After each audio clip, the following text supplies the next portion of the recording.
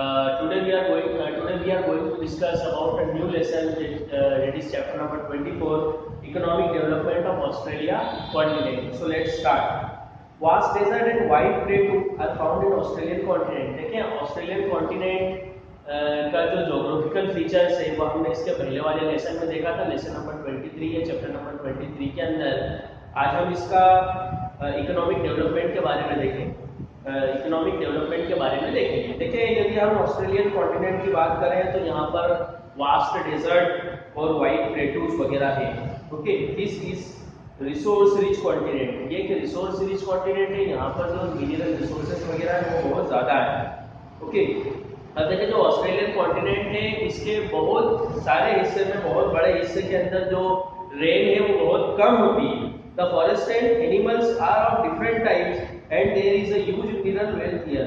जो यहाँ का फॉरेस्ट है या जो यहाँ के एनिमल है वो भी डिफरेंट टाइप के हैं और and there is a huge mineral wealth here. यहाँ जो मिनरल वेल्थ है वो बहुत ही ज्यादा है। With the modern scientific technology, the resources of Australian continent have been properly used. देखिए मॉडर्न साइंटिफिक टेक्नोलॉजी का इस्तेमाल करके जो ऑस्ट्रेलियन कॉन्टिनेंट्स के रिसोर्सेज है उसको सही तरीके से प्रॉपरली यूज किया जा रहा है। तो Australian continent rank among the major industrial countries today. यदि हम ऑस्ट्रेलियन कॉन्टिनेंट की बात करें तो दुनिया की जो मेजर इंडस्ट्रियल कंट्रीज है उसके अंदर इसका नंबर आ रहा है। क्यों आ रहा है? क्योंकि यहाँ के जो रिसोर्सेज है उसको प्रॉपरली यूज किया जा रहा है, उसमें साइंटिफिक टेक्नोलॉजी का यूज किया जा रहा है। अब हम सबसे पहले बात कर लेते हैं एग्रीकल्चर एंड लाइफ स्टॉक की। Due to the possibility of the rain maximum parts of the Australia remain dry. देखिए वर्षा की कमी के कारण जो ऑस्ट्रेलियन कॉन्टिनेंट का ज्यादातर पार्ट है वो ड्राई रहता है। Hence only 4% of this land is used for agriculture. तो इसी वजह से केवल 4% जो जमीन है वो एग्रीकल्चर के यूज में आती है। Farming is done mostly in the south western. अब देखिए फार्मिंग ऑस्ट्रेलियन कॉन्टिनेंट के south western, south eastern, eastern coastal plain यहीं पर इनफ होती है क्योंकि यहाँ पर रेनफॉल है वो थोड़ा ज्यादा होता है, इसलिए यहीं पर फार्मिंग होती है। However in the area of scanty rainfall farming is done by irrigation. इसके अलावा जहाँ पर वर्षा कम होती है वहां पर जो फार्मिंग है वो होती है, लेकिन इरिगेशन फैसिलिटी से होती है। Australia is also an agriculture continent like India. देखिए इंडिया जैसे एग्रीकल्चरल कॉन्टिनेंट है या यूं कहना चाहिए कि जो इंडिया एक एग्रीकल्चरल लैंड है, वैसे ही ऑस्ट्रेलिया भी एक एग्रीकल्चरल लैंड है। यहाँ की अगर मैं मोस्ट इंपॉर्टेंट क्रॉप की बात करूँ तो वो व्हीट है। यहाँ की जो टोटल कल्टीवेशन है उसका आधा कल्टीवेशन व्हीट में होता है, मतलब व्हीट यहाँ की जो टोटल कल्टीवेशन होती है तो उसमें से आधा व्हीट होता है। यहाँ पर देखिए ऑस्ट्रेलियन कॉन्टिनेंट में बड़े बड़े फार्म हैं और हर फार्म्स के अंदर मशीन्स वगैरह का इस्तेमाल होता है। जो व्हीट है वो यहाँ विंटर के सीजन में होता है और यदि मैं कुछ व्हीट प्रोड्यूसिंग एरिया की बात करूँ तो down plain, coastal western southern Australia और कैंटरबरी प्लेन ऑफ न्यूजीलैंड, ये कुछ व्हीट प्रोड्यूसिंग एरिया है ना। यहाँ की जो सॉइल है ये फर्टाइल है, क्लाइमेट बहुत ज़्यादा सूटेबल है, टेम्परेचर वगैरह भी सूटेबल है और जो रेन वगैरह है यहाँ नॉर्मल होती है। तो ये सब चीज़ें व्हीट के लिए सूटेबल है। The wheat is exported from here on a large scale. Large scale में यहाँ से व्हीट को एक्सपोर्ट किया जाता है। बिसाइड व्हीट, देखिए व्हीट के अलावा बार्ले है, मेज है, ओट्स है, ये भी यहाँ के मेन क्रॉप्स है। इसके अलावा शुगर केन, टोबैको, कॉटन, ये भी क्वींसलैंड के अंदर प्रोड्यूस किया जाता है। अ वैरायटी ऑफ फ्रूट, देखिए बहुत सी वैरायटीज ऑफ फ्रूट्स भी ऑस्ट्रेलियन कॉन्टिनेंट में ग्रो किया जाता है। In the tropical region of north, यदि हम नॉर्थ के ट्रॉपिकल रीजन की बात करें तो यहाँ पर बनाना, पपाया, पाइनएप्पल वगैरह प्रोड्यूस होते हैं। और यदि हम साउथ एरिया की बात करें तो साउथ में एप्पल, पियर, ग्रेप्स वगैरह ये एबंडेंस के अंदर पाए जाते हैं, ग्रो होते हैं। Okay, the wine made of grape is exported. जो ग्रेप्स से वाइन बनाई जाती है ऑस्ट्रेलियन कॉन्टिनेंट में उसको एक्सपोर्ट किया जाता है यहाँ से। In the eastern and western region of Australia cattle rearing is popular. यदि हम ऑस्ट्रेलिया के वेस्टर्न और ईस्टर्न पार्ट की बात करें तो वहाँ पर कैटल रियरिंग बहुत ज़्यादा पॉपुलर है। ओके, और ये जो कॉन्टिनेंट है ऑस्ट्रेलिया कॉन्टिनेंट है कैटल रियरिंग के लिए बहुत ज़्यादा फेमस भी है। कैटल को साइंटिफिकली मैनर में यहाँ पर रियर्ड किया जाता है ओके, देखिए बहुत सी कैटल जैसी है जिसको मिल्क के लिए रियर किया जाता है, बटर के लिए, कुछ जैसे शिप वगैरह को वूल के लिए भी रियर किया जाता है, वूल के लिए या मीट के लिए।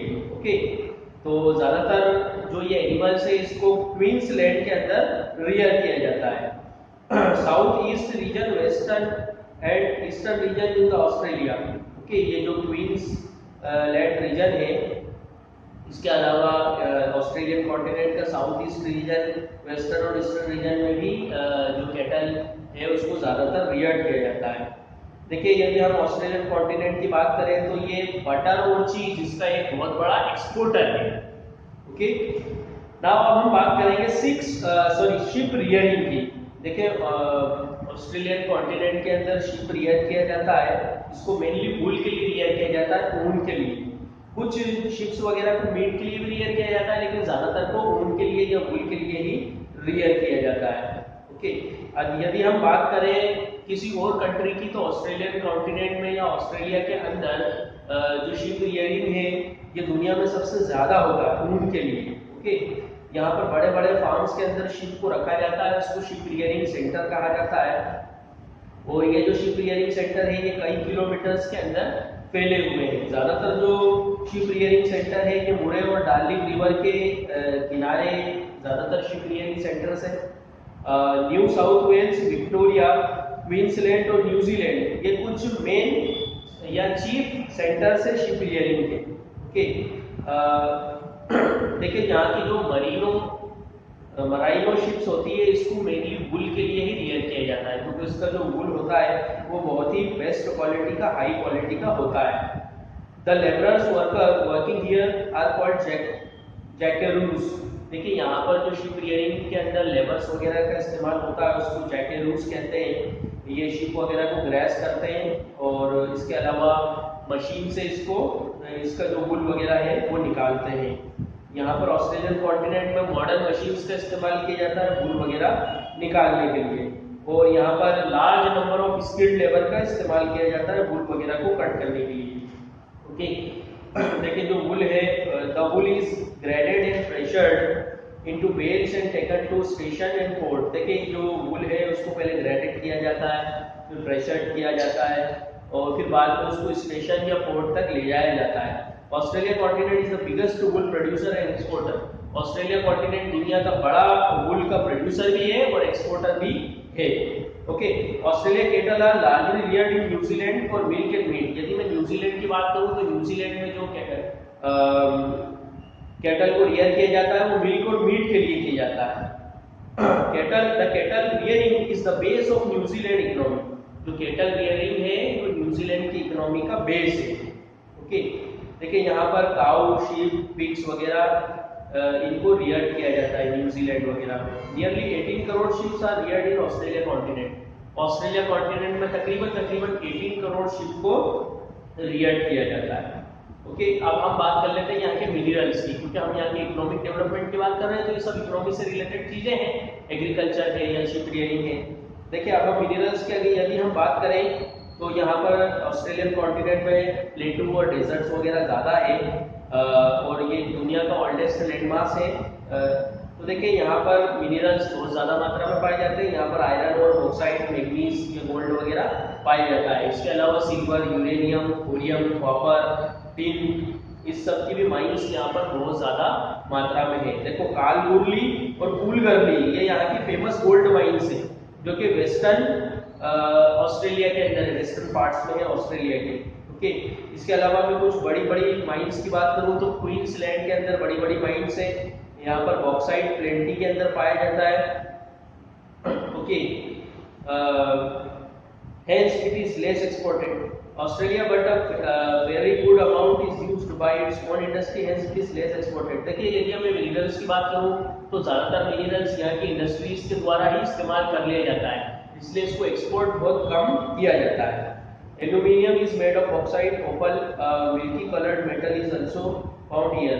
देखिए, ओपल यहाँ पर पाया जाता है कि ये मिल्की कलर्ड मेटल है जो यहाँ पर पाया जाता है, which is used in manufacturing of bangle and ring. इसका इस्तेमाल बैंगल और रिंग बनाने में किया जाता है।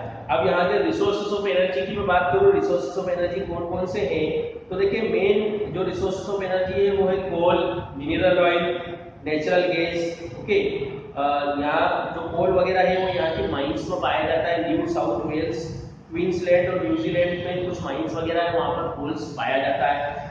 There are deposits of natural oil, देखिए नेचुरल ऑयल के डिपॉजिट्स भी है ऑस्ट्रेलिया कॉन्टिनेंट में। इसके अलावा नेचुरल गैस का डिपॉजिट्स भी है, ये डाउन्स और वेस्टर्न कोस्टल ऑस्ट्रेलिया के अंदर इन सब का डिपॉजिट्स वगैरह है।